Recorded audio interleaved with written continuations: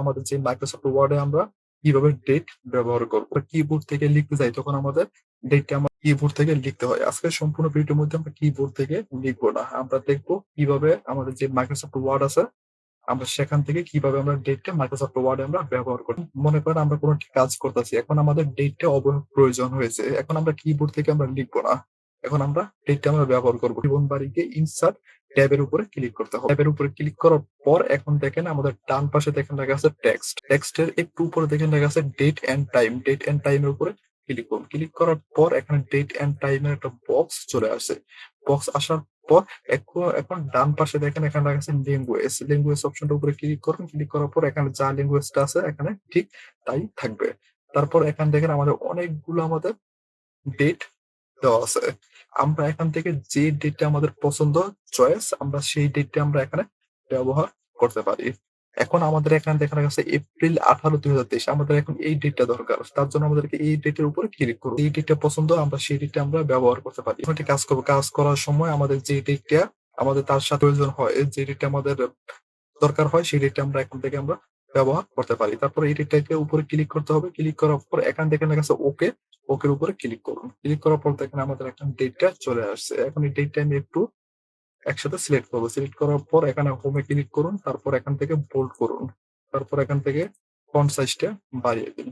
এতটুকু রাখলাম। রাখার পর এখন আমরা চাচ্ছি এই ডেটটা একটু কালার করব। কালার করার জন্য এখন সিলেক্ট করুন। সিলেক্ট করার পর এখন এখানে ক্লিক করুন। আমরা কালারটা করে দিয়েছি। এখন আমরা চাচ্ছি আমাদের এই ডেটের প্রয়োজন নাই, আমরা অন্য একটি ডেট আমরা এখানে নিয়ে আসি। তারপর ইনসার্ট ট্যাবের উপরে ক্লিক করুন। তারপর এখানে টেক্সটে আসুন। তারপর ডেট এন্ড টাইমের উপরে ক্লিক করুন। ক্লিক করার পর ঠিক একইভাবে আমাদের এখানে ডেট এন্ড টাইমের বক্সটা চলে আসে। এখন আমাদের প্রয়োজন এখানে দেখেন লেখা আছে 18 এপ্রিল 2023। এখন আমাদের এটা পছন্দ, তার জন্য এখানে ক্লিক করুন। তারপর এখানে ওকে ক্লিক করুন। তাহলে দেখেন আমাদের এখানে 18 এপ্রিল 2023 এটা আমাদের এখানে চলে আসছে। আমরা এখানে এটা সিলেক্ট করুন। করার পর এখান থেকে হোমে ক্লিক করুন। এখান থেকে আমরা কালারটা করে দিব। এখন আমরা চাচ্ছি আরেকটি ডেট নিয়ে আসার জন্য, তার জন্য এখানে ইনসার্ট ট্যাবের উপরে ক্লিক করুন। তারপর এখানে টেক্সটে আসুন। ডেট এন্ড টাইমের উপরে ক্লিক করুন। আমাদের এখানে বক্সটা চলে আসছে। এখন এখানে কাছে 4/18/2023 উপরে ক্লিক করুন। এখানে ইনসার্ট এখানে ওকে উপরে ক্লিক করুন। 2023 আমাদের এখানে চলে আসছে। একত্রে সিলেক্ট করুন। হোমে ক্লিক করুন। এখানে কালারের উপরে ক্লিক করুন। আমরা এখান থেকে ওটা ব্যবহার করব।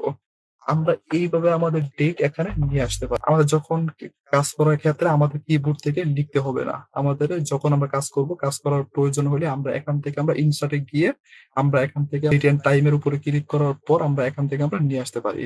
দেখেন এখানে ইনসার্টের উপরে ক্লিক করুন। ডেট এন্ড টাইমের উপরে ক্লিক করুন। দেখেন আমাদের এখানে অনেকগুলো ডেট দেওয়া আছে। আপনারা এখান থেকে যে কোনো একটি ডেট আপনারা এখানে ব্যবহার করতে পারেন।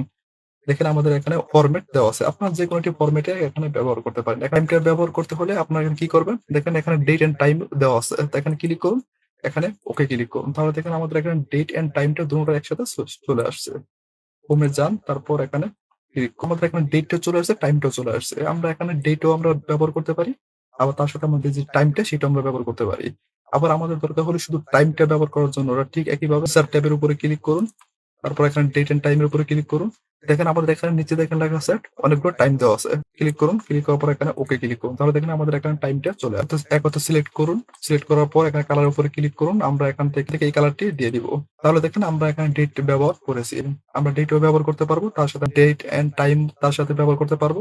আবার শুধু আমরা টাইম ব্যবহার করতে পারবো। কিভাবে আমরা কাজ করার সময় আমরা ডেট এন্ড টাইম ব্যবহার করতে পারি। ভিডিওটি যদি ভালো লাগে অবশ্যই আমাদের চ্যানেলে একটি সাবস্ক্রাইব করে পাশে থাকা বেল আইকনটি বাজিয়ে দিবেন পরবর্তী ভিডিওটি পাওয়ার জন্য। আবার দেখা হবে পরবর্তী ভিডিওতে। ভালো থাকবেন, সুস্থ থাকবেন। সবাইকে ধন্যবাদ।